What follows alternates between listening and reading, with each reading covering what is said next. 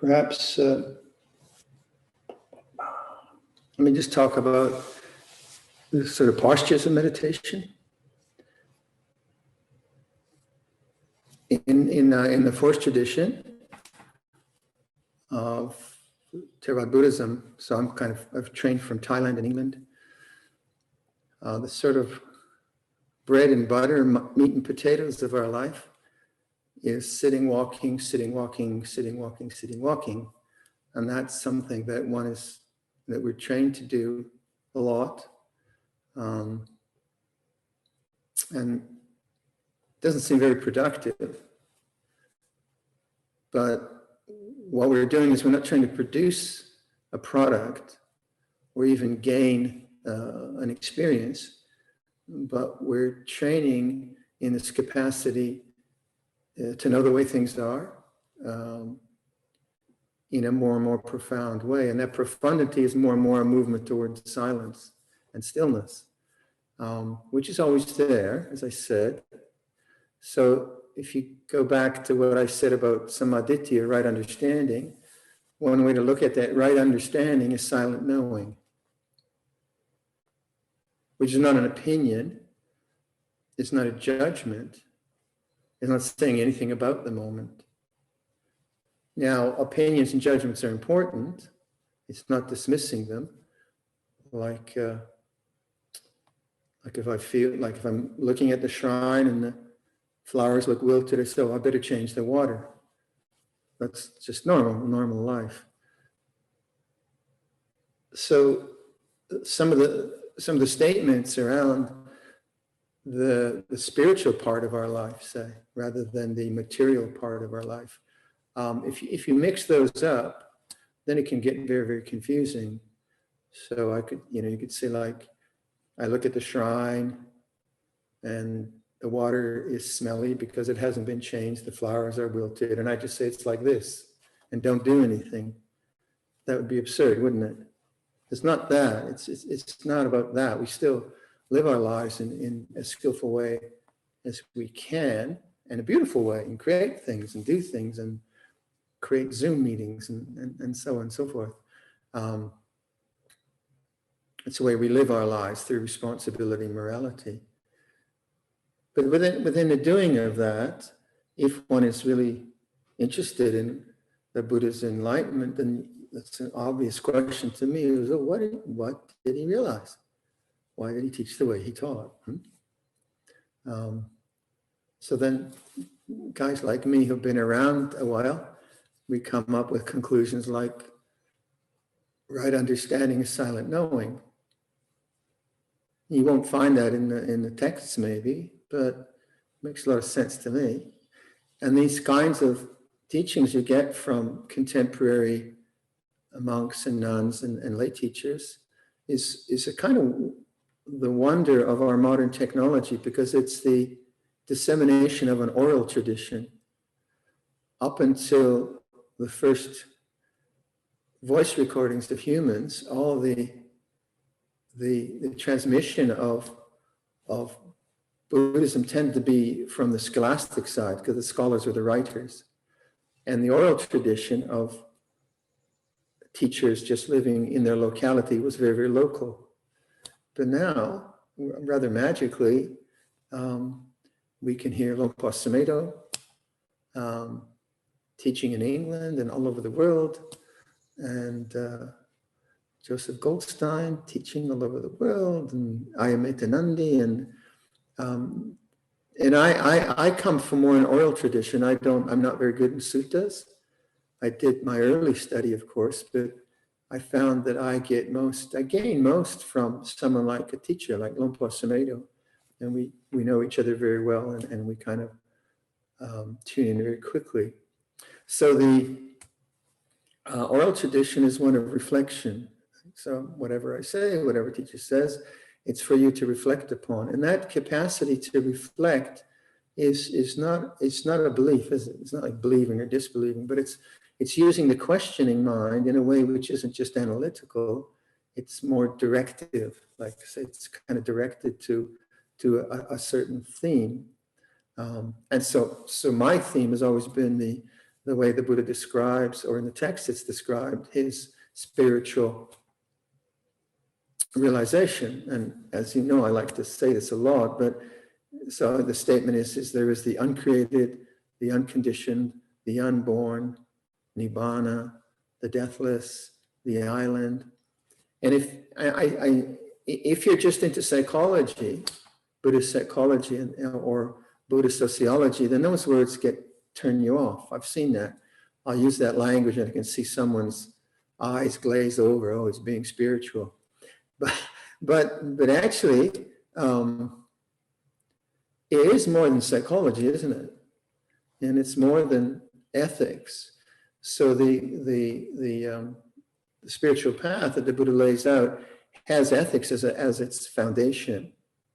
Living a good life, living a responsible life, and has as method, it has compassion. Compassion is the method. Kindness is the method, because all of those take us away from greed, hatred, and delusion. And then the inquiry is the sort of mind which is interested in these kind of values. So that's where I'm coming from. But once you begin to touch the silence of knowing, you really realize there's nothing else to do except to train in that. And the need for information falls away. Like if you kind of get that, then language itself and the complexity of a linguistic structures, you see, well, yeah, I know what they're pointing to. Why not just go right to that? Go to that which they're pointing to. So I would say if people who think that the answer's in a book and just keep reading and reading and reading and getting more information, I would say that's a kind of misunderstanding of the nature of information. That, we live in a kind of hyper-informed age, don't we? If I asked any of you about the Pfizer vaccine, you'd probably all know, I know Pfizer is the Moderna. I don't know anything much about it. I just get the shot, right? But so we're hyper-informed about politics very often. And so you can kind of feel, well, if I get hyper-informed about Buddhism, I'll also have some answer. But the trouble with so much information, it just fills your mind with views and opinions and doubts. So my teacher, Ajahn Chah, when I came to the monastery, said, stop reading for 5 years. And I couldn't do it. I was so addicted to reading, I just could not do it. But fortunately, there were no books there, so I kind of had to do it. It was Thailand, and there were no English-speaking books, but it was very difficult. So the kind of gathering of information is good for bird watching, or is good for making furniture, or is good for a good recipe in the kitchen, yeah. But this silence of knowing is not information. It's not the gathering of information. It's the not going outwards. It's the staying home with awareness, with knowing. This is the way it is now. And it's so ordinary, people miss it. They kind of miss it. Oh, it must be more than that. So in terms of postures, say, of what you might kind of, what we call, like in the monastery, we say there's kind of formal meditation, and there's just ordinary life mindfulness. So all of it is the same, really. But the formal postures of sitting, walking, lying, and standing are very, very useful because they're very contained. So you're sitting in your chair or on your zafu, and it's contained.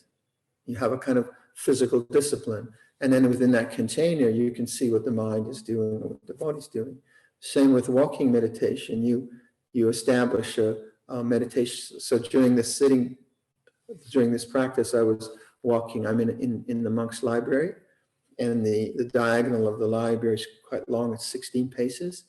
So I was just doing that I was walking during this period. And so walking meditation also, you have a container, you have a path, and it's marked out. The two ends are marked out, and that contains the wandering mind. And the ends of the path kind of stop you. So if I'm thinking about something, I get to one corner of the room. Oh, it's like this now.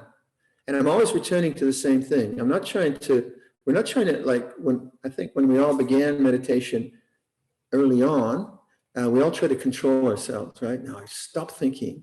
And we try to concentrate on our feet touching the ground and stop thinking, which is a horrible way to live.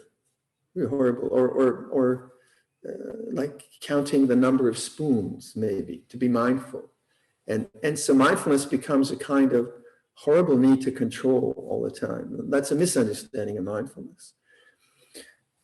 Openness, receptivity is very beautiful. It's very peaceful. And so for me, when I'm doing walking from one end to the other, I'm practicing silent knowing as much as possible for the duration of the path. And silent knowing turning around. And silent knowing. Now thoughts will come up, and I know how to be with thinking as an object in awareness. So then the sitting and the walking isn't really different. It's the same attitude, isn't it? If you're trying to get very, very refined states of concentration, then certainly sitting and focusing and focusing and focusing and focusing really down on an object, that will give you a lot of tranquility, maybe, or a headache, maybe. And you're kind of really bearing down on an object. But then as soon as you take your attention away in that highly focused way, then you'll still have the result, the habits of mind that you were with before you sat down. Whereas this way, I think, is like you're walking back and forth, and you're with the way things are now, composure, and the mind throws up some worry or some resentment. Oh, resentment's like this. Composed attention with resentment. That doesn't sound right, does it? But I think you get the principle. Composed awareness with guilt. Composed knowing with whatever it might be. So it doesn't have to be just the tranquility of a monastic library. It can be in the hurly-burly of more complex situations. It's more difficult. That's why we do these practices in a controlled environment where it's very, very safe and we have good friends, so that we can train in ways that it is not just about the controlled environment. It's about our life as we enter into ordinary life. And that should be the way it is, right? And if you're doing something which is just kind of, you're focused on the zafu time and the rest of life is just a hassle, then, what's that about?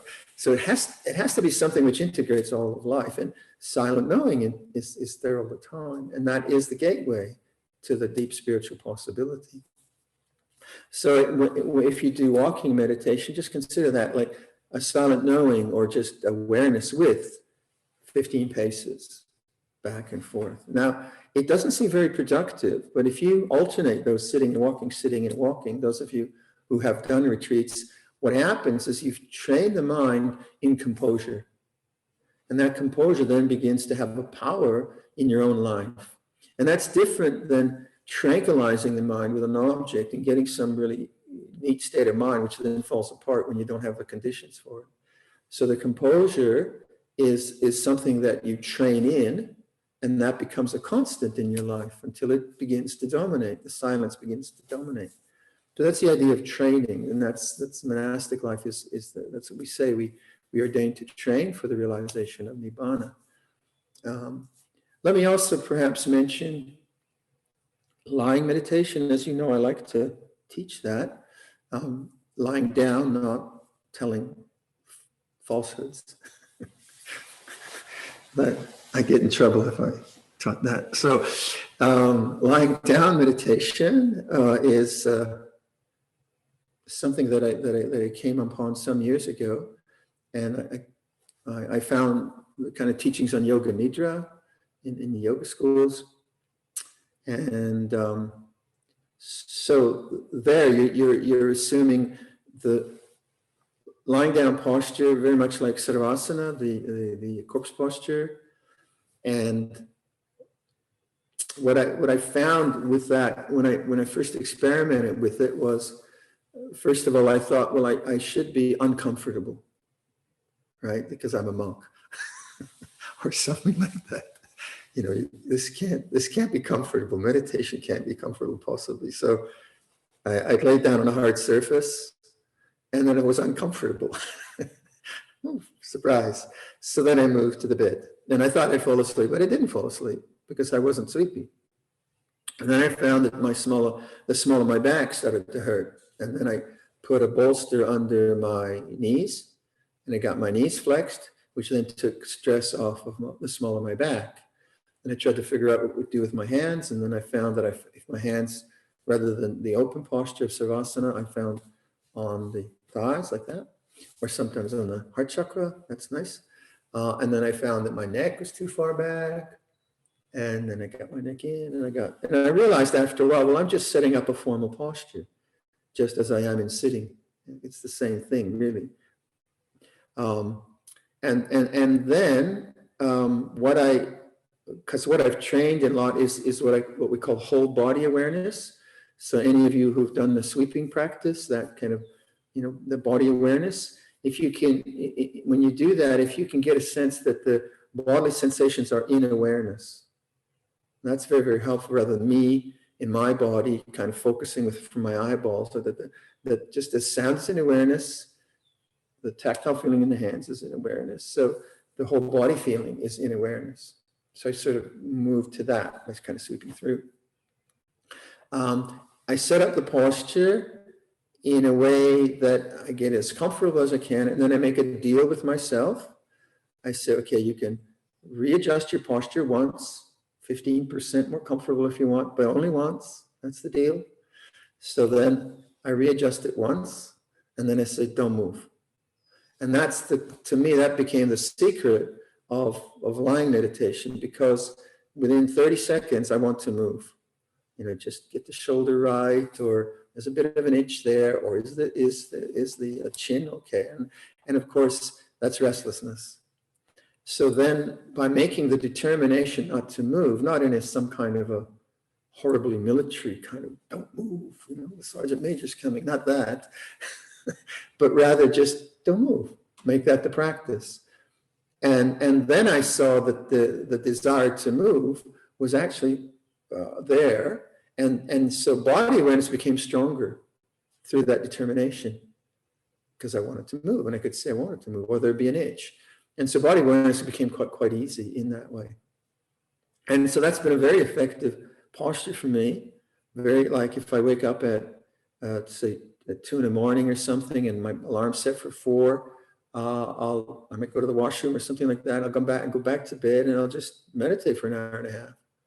And if I fall asleep, fine, it doesn't really matter. But quite often you can get a huge rest and you're not asleep, or you're aware through deep sleep. Awareness doesn't go away. And then another thing I found, like, when was it? I think yesterday after lunch, I did the yoga nidra, and I've learned how not to fall asleep, but sometimes I'll get a lot of body releases. So I have in one of my vertebrae in the bottom of the spine, it's just a bit wonky, not bad. And then when I do this, I'll get kind of energy releases from that area. So, my legs will do something, or my arms will do something, and that's weird. And then, when I first started experiencing, well, have I got shaking leg syndrome? And am I an old man? Yeah, you are an old man. And so he sort of read up on that. But I thought, well, just experiment. And so like yesterday, the legs just like 20 minutes of just releasing energy. It's just like a mackerel out of water, flipping around. I'm glad no one was watching. But it's interesting that I've seen that again and again. It's kind of annoying. It's not painful, just annoying. But then the body had a really good energy, had a really, really balanced, silent energy about it. So, I've experimented with this and tried it, and it's been very, very interesting, very, very fruitful. And the folk I've talked to who have, arthritic conditions and difficulties with knees or whatever, when they've experimented, many people have found it profitable. So you might try it if you want. And if you fall asleep, then you need it to fall asleep. That's all right. One of the interesting things around this thing is that when you meditate, your mind falls into deeper and deeper states of silence, right? And that falling is interesting. And actually sleep is like that. It's a falling into a state of calmness and stillness. And And so what might happen, or I've seen happen, is like your mind falls into that silent state and you snore. But not long. You just get a snort, right? And you notice it, but your mind's actually fallen into a deeper state of stillness. So it kind of helps you. It kind of helps you. This is stuff I do. But I did, like, I think my most rewarding feedback on this practice was 2 years ago. I taught a retreat in, how many years ago now? With COVID, you don't know anymore, do you? But anyway, it was 2 years ago. Yeah, 3 years ago. I was teaching a retreat, and there was a man who was about 5 years elder to me, and he had terminal cancer. He was a meditator, but he said he couldn't meditate anymore because his body couldn't hold itself up. And so I said, well, try lying meditation. First time he tried it, his mind was tranquil. And that was such a nice feedback, right? And he died 6 months later. So it was really lovely that, he had a way of practicing even as the body seemed not being able to do that. So you might try that. And so I certainly, I alternate. If I have a long afternoon of practice, I'll do sitting, lying, walking. I'll alternate those. If the weather outside is like very, very wet, and I don't want to be in the library, I'll do sitting, lying, sitting, lying, sitting, lying, that kind of thing. So those are good postures to kind of experiment with. But these periods, if you can create in your life once a month, where you do like long periods of practice, 2-3 hours, it's very profitable, very, very profitable. All right. So just before we get into,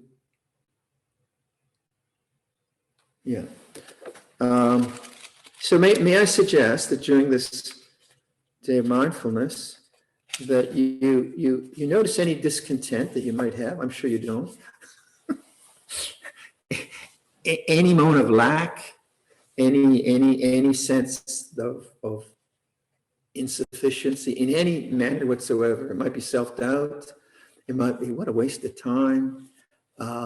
It might be, am I getting anywhere? Or what was he talking about? Or my knee hurts, or I need a ham sandwich, or whatever you want. But any sense of lack, and a sense of lack, or the sense of discontent, or the sense of dukkha that comes up, needs to be understood. So just as I can look at the shrine and say, it's like that, and abide in silent witnessing to that, as silent witnessing, that if I can do that with discontent, then I've entered into the Four Noble Truths. Because the first noble truth is the noble truth of suffering has to be understood. How do I understand? Right understanding, silent knowing. So if you can retreat from the thoughts of discontent backwards, inwards, to the feeling of discontent. So maybe I hear a chainsaw starting up, and I'm trying to concentrate on talking. It's interrupting me. I hear the chainsaw. I can't do anything about it right now. And then, oh yeah, discontent feels this way. So I'm receding from one of those guys shut up out there, back to the heart. Oh, discontent feels this way. Even while I'm talking, we can do that, can't you? Even while I'm talking, and oh, discontent feels this way. And that's Dharma. That very knowing is Dharma, right?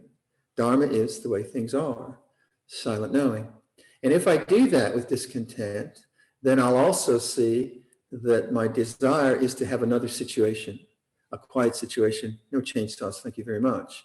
Can't do anything about it right now. I can say later, hey guys, I'm teaching right now, but I can't do anything right now. And then I see, oh, what is the problem? Is it the sound, or is it the mind not wanting the sound? That's the second noble truth. And then I say, well, it's just like this, and I'm patient, and my mind lets go, and then it's okay. I still have to concentrate, but it's okay. And that's the third noble truth, the end of desire, the end of discontent. But if I don't understand what Dharma is, and Dharma is the truth of the way things are, then I maybe try to fix it, or I'm reacting through it, but I don't really awaken to it. That's the idea of awaken to discontent, which is fundamental to understanding the Buddhist path. So that's around desire. But you need desire to do this, don't you? So that's one of the confusing questions you get. Well, wait a minute, you need desire to do this work, and you tell them, let go of desire. So we were reading at breakfast time. This is a lovely little book, A Tree in a Forest, a collection of Ajahn Chah's similes, A Tree in a Forest. And if you look on our websites, we have the PDFs of these books or whatever. And it's various similes that Luang Por Chah, Ajahn Chah, used, and he was really, really good at similes. And we read this one the other day, so it's about desire. You might find it helpful. Desire is a defilement, but we must first have desire in order to start practicing the way. Suppose you want to buy coconuts at the market, and while carrying them back home, someone asked, "Why did you buy those coconuts?" "I bought them to eat." "Are you going to eat the shells too?" "Of course not. I don't believe you. If you're not going to eat the shells, then why did you buy them?" Well, what do you say? How are you going to answer that question? We practice with desire to begin with. If we didn't have desire, we wouldn't practice. Contemplating in this way can give rise to wisdom, you know. For example, those coconuts. Are you going to eat the shells as well? Of course not. Then why do you take them? They're useful for wrapping the coconuts in. If after eating the coconuts you throw the shells away, there's no problem. Our practice is like this. We're not going to eat the shells, but it's not yet time to throw them away. We keep them first, just like we do with desire. This is how the practice is. If somebody wants to accuse us of eating coconut shells, that's their business. We know what we're doing. I love that. He just had the most beautiful similes. It's just wonderful similes. I don't know if that helps anyway. That's one question that comes up a lot for people. Sorry. But like if you make the theme of a day of mindfulness, awakening to discontent, rather than I should be content, I should be grateful, or all that nonsense, you actually awaken to it. Oh, discontent's like this. You're on the path. Huh? This is the Dharma of discontent. And you don't need to do anything about it, really. If you witness it, its nature is to rise and cease. And in the cessation of discontent, you're back to that silence. That silence is always there, the end of desire. And then you don't have to eat the coconut shells or whatever.